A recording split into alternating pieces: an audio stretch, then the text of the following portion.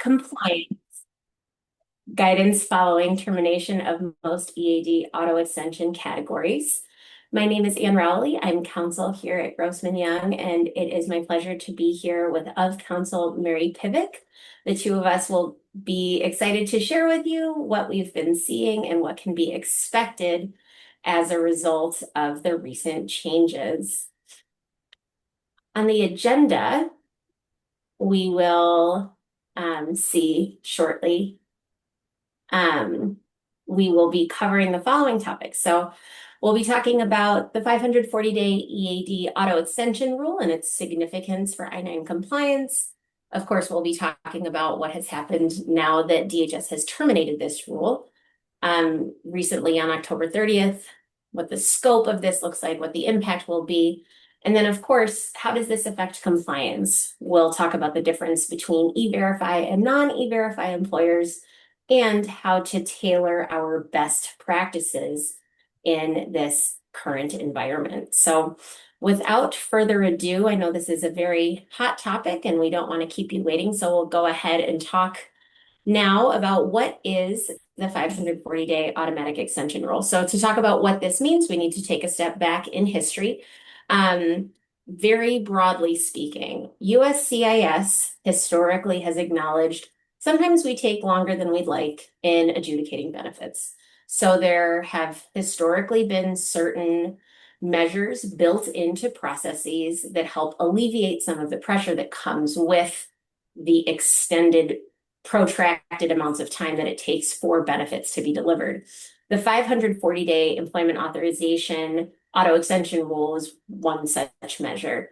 This was first discussed in the last presidential administration, signed in December 2024, went into effect earlier this year, and as we'll talk about shortly, recently changed on October 30th. But during the time that this was in place, it was a very welcome rule for employers and employees alike because it provided a time frame within which if someone had timely filed for a renewal of employment authorization, even if the document that the request for extension had expired, there was this period of time where, with the appropriate documentation from USCIS acknowledging receipts of that benefit request, the employee was able to remain on payroll. The employer was able to keep this person as an employee. And so with the EAD employment authorization document renewal pending, there was not an interruption in work authorization. And not only is this helpful from the very common sense standpoint of no interruption in work authorization, the employee gets to continue going to work, making money, supporting their family. The employer doesn't need to look for a contingency plan to keep operations moving. It was also a benefit to folks in HR who are responsible for I-9 compliance because it allowed employers to accept the facially expired employment authorization document along with the receipt notice to show, look, this document plus this document shows we have evidence of the ability to continuing employment authorization for up to this period of 540 days, or when the pending matter is adjudicated, whichever is sooner. So it allowed for a breath of relief for many who were waiting for employment authorization because there was, I hesitate to call it a guarantee, but it was about as close to a guarantee as there can be for no interruption in work authorization. So this was something that employers and employees really benefited from, in addition to HR departments, for the simplicity of document compliance and retention purposes. Now, on the next slide, we'll talk about the most recent news, which of course is the reason we are all here today, and that's to talk about DHS's recent termination of this rule. So in determining why a rule is made, it can sometimes help explain why we're seeing the shifts that we do. Right now, I'm looking directly at the Federal Register, and I'd like to share with you the reason that DHS has stated for the benefits of the termination. And so the the stated implication is, quote, the federal government has a duty to protect U.S. national security, public safety, and the integrity of immigration benefits. And more specific to this rule, to better ensure employment authorization is provided in a manner consistent with prohibiting unlawful employment of aliens and granted only after a determination is made that the alien continues to be eligible and, when applicable, continues to merit a favorable exercise of discretion. So, consistent with the current administration's view on enhanced security and screening procedures, the department has indicated that national security interests are at stake here. And so by ending this policy, there is a stated indication that there will be a measure to provide for more vetting such that each application will be reviewed differently than it was under the previous rule. So this is the department's rationale behind the policy change, and the implications are effectively the opposite of what we had just discussed. This means that employers can't rely on a timely extension to re-verify work authorization. The employee who previously would have benefited is more likely to have a gap in their work authorization, and it creates challenges for folks in the HR space who are navigating this shift to ensure compliance. So that's where we were, and this is where we are. And now we're going to talk about who is and who is not affected. So I'm delighted to introduce Mary Pivec, who will be discussing this next slide. All right, thank you, Ann. I can't hesitate but to say that the rationale given by DHS in the Federal Register is somewhat suspect or not really reasonable.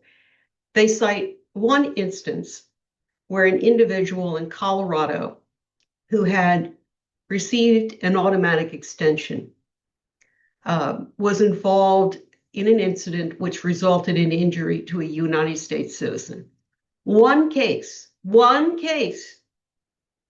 out of the more than 2,000 applications that may be filed in a month, one case led them to claim that they would no longer be issuing these automatic extensions upon receipt of payment by the employee, because they want to give themselves more time to run a police report to determine whether or not the individual has engaged in any criminal activity which might run counter to the exercise of positive discretion on behalf of granting the benefit extension. And that is unfortunate because it comes to the detriment of that employee population, of the people who are following the law, going to their jobs and never involved in any criminal activity, and the employers who rely upon their services. Well, who is not impacted? As well as the U.S. workers who work alongside these folks, I would add. Exactly. Well, you know where we stand on all of this, but let's talk about the population that's not going to be impacted. So long as the EAD holder filed an application for extension prior to the date when this notification was published on October the 30th, 2025, and had received a receipt for that their application had been received by the service, then the employer can accept that notice as evidence of a lawful extension for a 540-day period. In addition, there are certain TPS EAD holders, and this population is basically the carve out of the Venezuelan population that were registered prior to the termination of the 2021 class of registrants back in February of 2025, early on in the Trump administration. There was litigation over the termination of that TPS registration cohort, and the court found that anybody who had filed and been receipted prior to the effective date of that February date when the litigation was filed would be eligible to continue having a 540-day renewal period. And the last group that is not affected by this are individuals who hold F1 OPT STEM EADs. As it now stands, these are postgraduates for the most part, well, they would be postgraduates who are in the science and technology and engineering fields and who have the right for a 24-month extension beyond their original 12 months of OPT, so long as the 983 form is executed by the employer and the employee and submitted for approval by the designated student officer, and the application for the EAD based on that STEM extension is filed within 60 days of the completion of that Form 983, then those individuals can continue working. In addition to that, we have employees who are beneficiaries of H-1B filings. So long as the H-1B cap-gap extension was filed for them during the lottery period, they are allowed to continue working until such time as the approval notice has been received. Under normal circumstances, their approval would have terminated as of September 30th of the cap year. But if they are the beneficiary of an H-1 petition, they can continue working, hopefully. The petition will be approved, and their extension will be deemed to have bridged the gap between October 1 and the date of the approval notice on the H-1B. Anna, that's a lot of word salad. Do you think we have to stop for a moment to say anything about these exceptions? No, I think especially for those of you who have questions about specifics, first, know that you're not alone. There are a lot of questions for folks who are navigating this rule. And of course, I didn't mention it earlier, please forgive me, but as questions occur to you, please feel free to put them in the Q&A so that Mary and I can accept them as they come in. But Mary, I think that you've definitely covered the broad strokes here, and we're more than happy to discuss any specific questions that come up as our conversation continues. All right, thank you. The next slide, Jelena. Well, now we come down to the rub. What does this mean, the expiration or the termination of the 540-day rule? What if an employer permits an employee to continue working after the expiration date on their EAD, and they can't present a receipt evidencing that they filed for their extension prior to October 30th, 2025. Well, does that create actual or constructive knowledge that the employee is not eligible to continue working? In which case, the employer could be subject to a civil penalty for a paperwork violation for not updating the form, or they could even be subject to a criminal penalty if we're talking about 10 or more employees in this category in a given 12-month period. So we have to ask ourselves, what is actual knowledge and what is constructive knowledge? I think this is what I just described, permitting an employee to work beyond an expiration date probably falls into the bucket that's known as constructive knowledge. Constructive knowledge is defined in the regulation as information that would put a reasonable employer on notice that the employee is not authorized to continue working. Ignoring a Form I-9 expiration date on an EAD is one example. That's constructive knowledge. Getting a DHS E-Verify status change notification and ignoring that. We'll be talking about that in a moment. That could constitute constructive knowledge. Or, and this is the last, this is, I think, where the biggest problem is going to come in, accepting inconsistent or suspicious documents. If you have an employee, for example, who has been working on a TPS, Temporary Protected Status EAD, for the last year or more, and they presented a Social Security card which is restricted, And that normally, if they presented that as evidence that they are registered with Social Security and it's restricted, they would have had to present a DHS work authorization document, namely the EAD.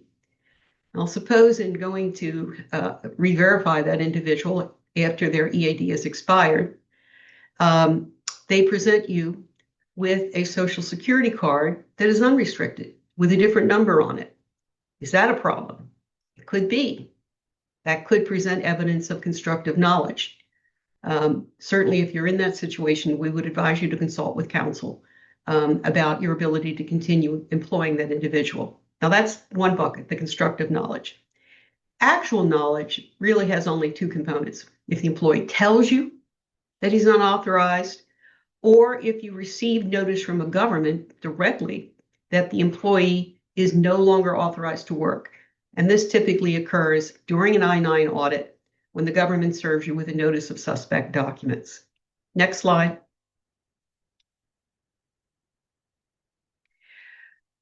Okay, so we're talking about expanded I-9 compliance obligation, automatic expirations. If you are an E-Verify employer, you may receive a notification 90 days out from the expiration date that, this is different. You may receive, if you're an E-Verify employee, you may receive notice directly that an EAD has been revoked by DHS. There aren't a lot of examples of that, but you may be one who does get such a notice. If you do get such a notice, it won't appear in the case alerts. And we'll be talking about these case alerts and status changes reports in a moment. They are part of routine processing for E-Verify. If you do get such a report, however, it will trigger the obligation to investigate the individual's continuing authorization to work, and at the right time, an obligation to complete Supplement B of the I-9, recording the documents presented to evidence their continuing eligibility to work. If you are working with an agent for E-Verify purposes, they can generate the work authorization status reports for you, and I would ask them to do that. Can we go to the next slide? Now, the E-Verify status change report is, again, available for you through your E-Verify portal, unless you are using an agent. Again, the agent can generate a report for you. The report will come back with the name of the employee on it, along with their A number, and as well as the document number that corresponds with the EAD that they presented. The document number is typically found on the reverse side of the EAD.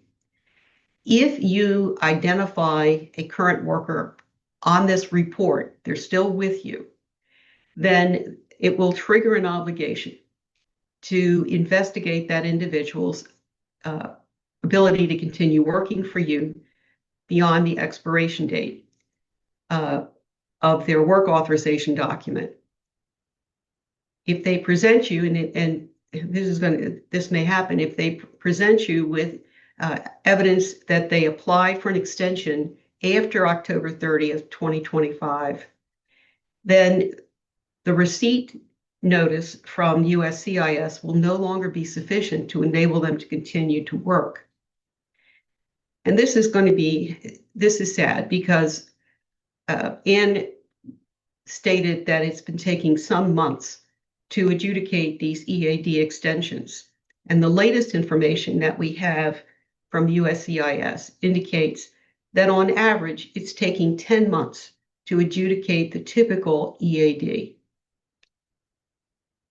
What does that mean? It means that there's probably going to be gaps in employment for these employees who in the past have been relying upon automatic extensions to continue their employment. And it could also mean exposure for the employers if they permit them to continue working without the requisite evidence of their continuing eligibility to work.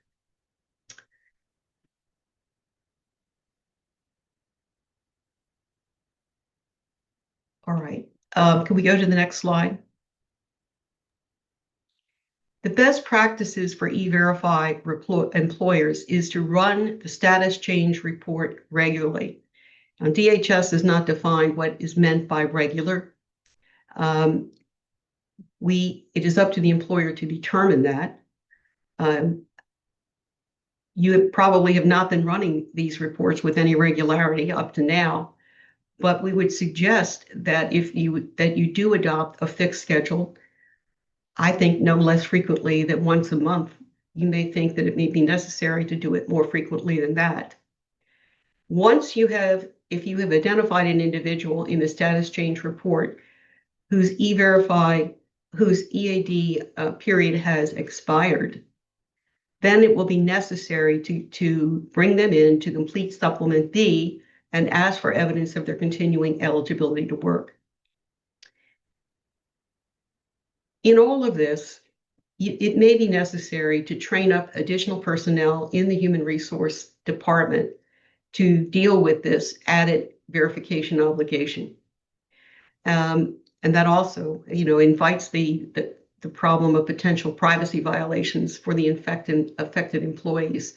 Be very careful and that you have privacy control policies that that protect a number data and the confidentiality of that information so that it does not become disseminated to others in the workplace.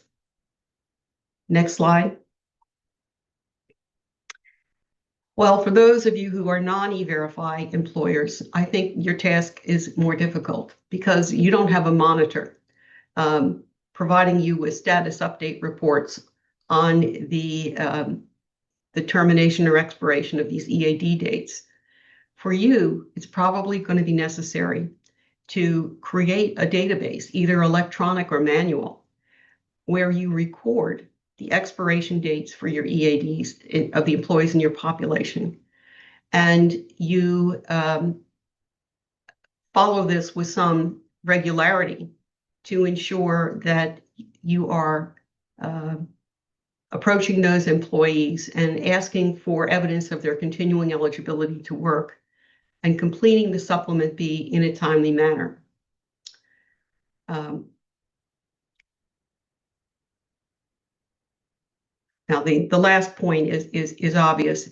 If for some reason the individual has applied for permanent residence and obtained an EAD under that form and they have an extension and you've already recorded that, that's probably not a problem. But if they have acquired a List A or C document that evidences their continuing eligibility to work, then you certainly do not re-verify that employee until after their employment authorization expires. Next slide. Mary, if I may, before we move on, just for those of you who are wondering, should I be an E-Verify employer? How many employers use E-Verify? I think at risk of boring those of you who already know, E-Verify, the online system where employers can check work eligibility, as we've been discussing, is not mandatory for most employers, and the overwhelming majority of employers do not use it. So I just mentioned this to say, if you are looking at this and wondering, gosh, have I missed the ball on this one? The answer is no. There are a lot of employers that don't use E-Verify, and so the reason we're pointing out the distinction is that these practices are very different for those enrolled and those that aren't. So there is a disparate impact for employers who are and are not enrolled. So Mary, thank you for allowing me the interruption to bring that up. Oh, no, well, that's quite all right. I mean, this is a very complex area. And I can't say how many clients are calling us all the time to say, is this population of employees or that population of employees still eligible for temporary protected status? And, sadly, we've had to report, based on the information that's right on the USCIS website for TPS, that almost all of the categories that had been eligible prior to the Trump administration have now been terminated. And if they have not been terminated, the future of their status in the temporary mode temporary protected mode is going to be short-lived. We have El Salvador is an instance where they have work authorization through March 25th of next year. That's one example.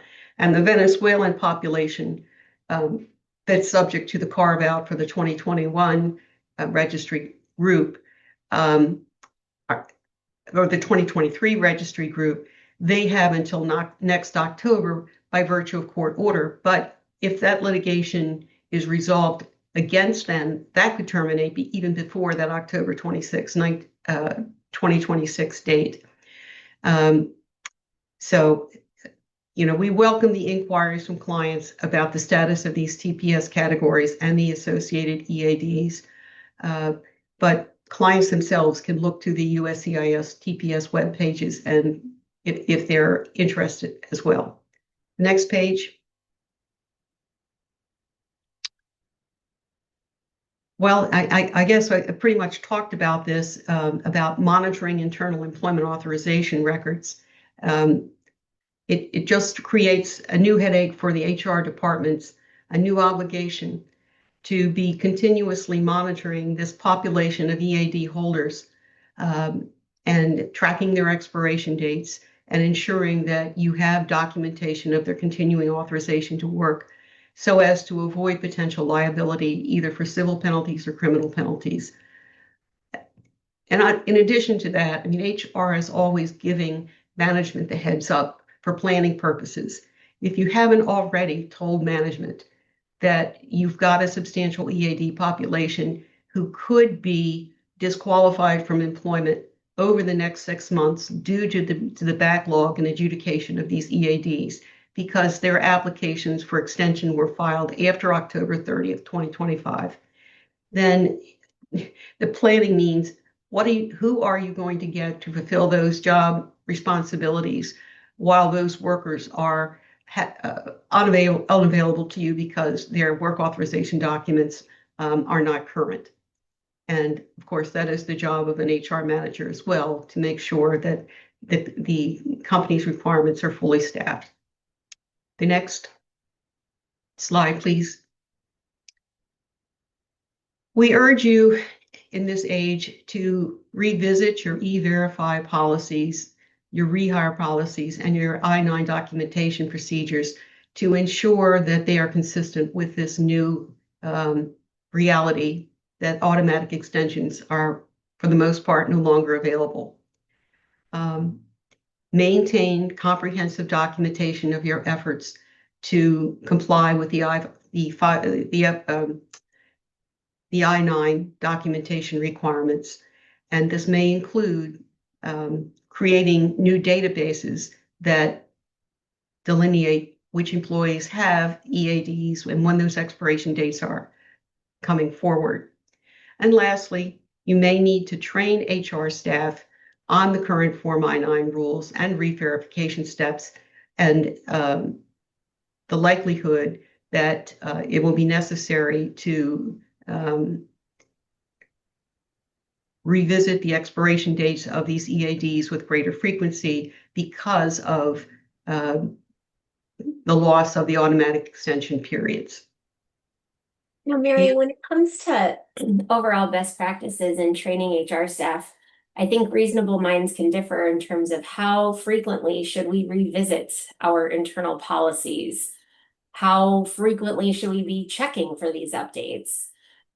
Do you think that the size of a business matters, the size of its foreign national population? What types of parameters do you think are helpful in guiding those sorts of decisions? Thank you, Leanne. Certainly, the nature of the industry is very important. If in a restaurant situation, in construction, in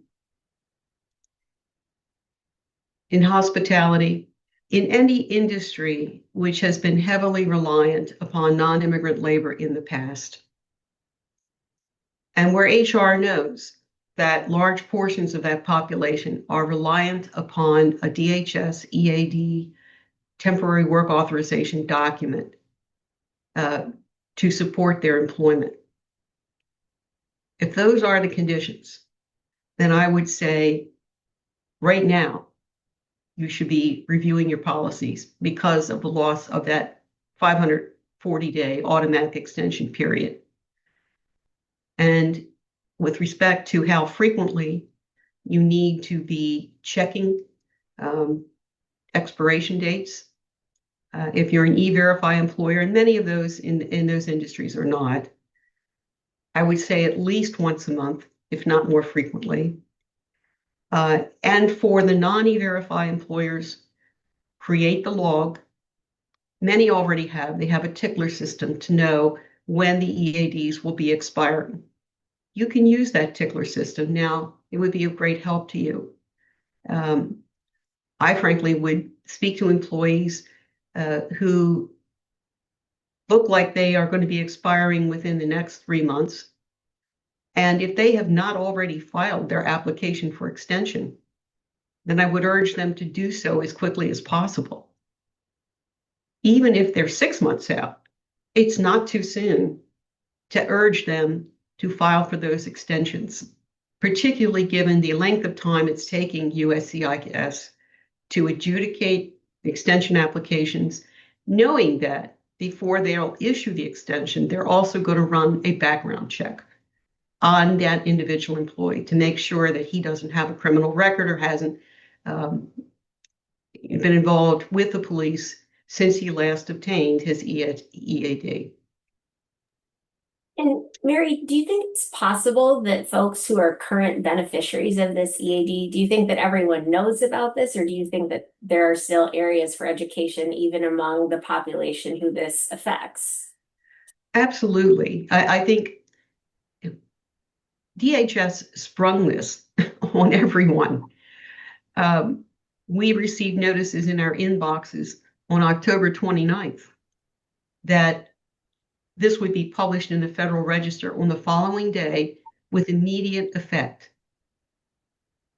We had no opportunity to prepare clients or even members of our own staff that this 540-day rule would be gone. Even before the 540-day rule was in effect, there was an automatic extension of 180 days. And DHS went to the 540-day rule because they realized that they were not adjudicating these applications even within the 180-day period. So suddenly, not only do we not have a 6-month grace period if they filed timely for extension, we've lost even the longer period that was afforded by the 540-day rule. So, companies really employers had no opportunity to adjust, to notify the impacted employees of their need to go out and file their applications for extension as quickly as possible. And let's face it, many of the employees with these EADs, they are working in jobs that are paying on average $20 an hour.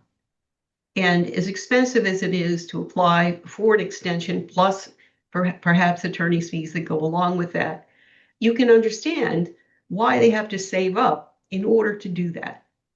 So it has been a hardship for everybody.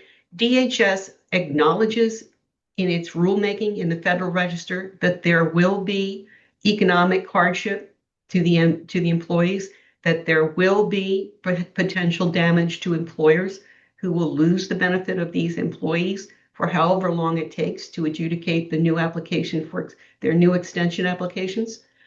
So, yeah, there is room for education, and that's part of the reason that we're doing what we're doing today, so that those who are participating can inform their fellow members of the workforce and their HR departments about this new rule and take appropriate defensive action. Absolutely. Thank you so much, Mary. We have an excellent question in the chat about how long the extension application process takes. So Mary mentioned just now that it is possible to file for a renewal up to 180 days before a current EAD expires. So once you have knowledge that you're coming up to that period of time where there's only about 6 months left, that's a great time to get the ball rolling. ideally as quickly as possible, knowing that there is a possibility that even if you submit right at 180 days out, it's possible you won't receive a new employment authorization document in hand to cover the period of time where there would be a break. Something that makes this a little bit tricky to advise on is while USCIS does post processing times for the period of time that it could take for an employment authorization document to be issued, these are estimates. And we are grateful to have the guidelines that this provides, but they're subject to change, and the stated processing times are not always what we see in practice. And so with that being the case, it is always advised that you file at the earliest possible date, because even a stated processing time that indicates you should have wiggle room, it's possible that by the time the case is actually adjudicated, you're seeing a longer processing time than what was stated as average or the guideline at the time of application. So the actual application process itself is typically not as document intensive as some other applications for benefits, but that doesn't mean that you should wait. Certainly, best practice is to ensure that you're on top of that 180 days out from expiration, applying as quickly as possible, and making sure, again, it's a great opportunity for education and awareness that folks are in the know about how beneficial it is to apply early, to make sure that they keep copies of everything that they've submitted. This also sometimes provides an opportunity to just have more structured conversations about what people need to have for the purpose of putting forward an extension, because sometimes employers are not as heavily involved in that. So these are just a couple of thoughts that occur to me, Mary, when we're thinking about the ripple effects of what does education on this topic look like. Yes, exactly. And some employers may feel that it's probably in their best interest to even fund the application. But even doing that now, given the period of time that it takes to adjudicate these applications, which frankly are not given priority overall in the DHS adjudication scheme, it doesn't mean that the employee will be available to you continuously over time. There may be periods when they have to be removed from the payroll until they obtain their new work authorization document. Other questions, Anne? We have a question about Cuban asylum seekers as well. Yes. Well, the asylum seekers, that's another group. We now know that they're only going to get EADs for a 1-year period, because there's a provision in the big, beautiful bill that limits the period of time for asylum applicants to 1 year. So again, I mean, you may have members of your workforce who have an EAD pursuant to an asylum claim, and that category is the COA category. And if they have to apply for extension, they too may be impacted by this, because they, it takes just as long to adjudicate their applications for extension as it does for the TPS holders.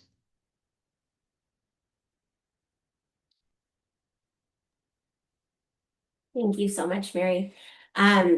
These are the first few questions that have come through. To those of you who are listening, we are more than happy to take other questions as they arise. Something that occurs to me, I was just looking at the processing times for pending asylum application renewals and replacements. I see that 80% of cases are reported to be completed within 6.5 months. And I think this highlights the point that we were just making. Even if you apply with 6 months out, if you only have an EAD that's available for a period of 12 months, you're effectively almost constantly in a cycle of renewing your EAD, because by the time you receive the new one, it's possible that you're about 6 months out from the next time you need to think about renewing. So whereas previously with longer periods of work authorization available on EADs, there wasn't as strong a need to be quite as fastidious. Of course, there's always a need to be compliant, but there's a different level of focus that is now going to be necessary with all of these changes, the reduced validity periods, and then, of course, the restrictions that have recently been imposed. So just another sort of sub-bullet on the list of compliance considerations for HR folks to be thinking about as EAD renewals come due, and as you think about how you might be adjusting your own internal HR practices to accommodate those changes. Ann, I was also thinking about the H4 dependents, because when I looked up the processing time for the spouses of the H1s, we're talking about a period of 12 months. 12 months adjudication for those EADs. The impact, and we, of course, we're probably talking about an industry that employs professionals, and it may be the wife who is the principal H and the husband who is the beneficiary, and the company is employing both of them because it wants both of them. And whereas the H4 in the past, the EAD was relatively quickly obtained, these processing times indicate that that's no longer the case. And there may be periods of unemployment for those H4 dependents. Yeah, this husband also highlights, and wives are a delicate set. yeah, definitely. Even just thinking about extension processes, whether you're going to be filing for concurrent benefits for the spouse and the principal. There is a reported difference for H4 spouses of H1B non-immigrants that are filed concurrently versus standalone. And so the difference is a difference of 8 months. So it's a lot quicker, allegedly, based on these USCIS posted processing times to file concurrently. But in practice, we really see a lot of variation. And so again, this underscores that even when there is data available, when you're doing your best to plan and rely on these resources, there's still a lot that is unpredictable as these rules change and as the volume of benefit requests come in, we see differences as well. So I know that doesn't sound like great news, but hopefully it does provide some solace. We're all in this together. Certainly, even as much as we rely on the publicly available data, it is very challenging to set expectations and to understand what might be a reasonable turnaround time from the government based on the influx of changes that we're seeing. Absolutely. Ann, I thought of something else. I don't know if any members of our audience have collective bargaining agreements, but certainly this change in DHS policy could impact members of the bargaining unit. And I think it probably would be wise to have conversations with the union representatives about it. And to the extent that they can notify their membership and urge their membership to apply early for these extensions, certainly they should do so. But, the termination or suspension of an employee without pay because they cannot provide adequate evidence of their continuing eligibility to work. We want to make sure that the union is aware of that is going on, and that it doesn't give rise to a grievance because the employer is complying with law. Absolutely, Mary. In processing these cases. Kind of one of these wider ripple effects of, you can talk about internal practices, you can talk about impacts to the employee, the employer, and their family, but then as that ripple broadens, really highlighting all of the different aspects of employment and immigration law that can ultimately be affected by changes like this, especially when there isn't the benefit of some notice and ability for thoughtful contingency planning in advance. So a great point, certainly for those where that is a relevant concern.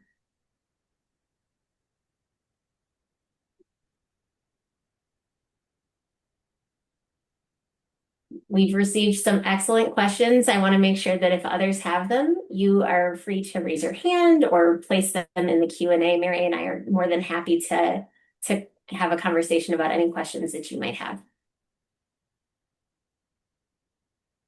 We're also, of course, available offline if you'd like to email us. So I understand sometimes this setting is an intimidating one to ask your questions. So please know that we are happy to make ourselves available otherwise as well.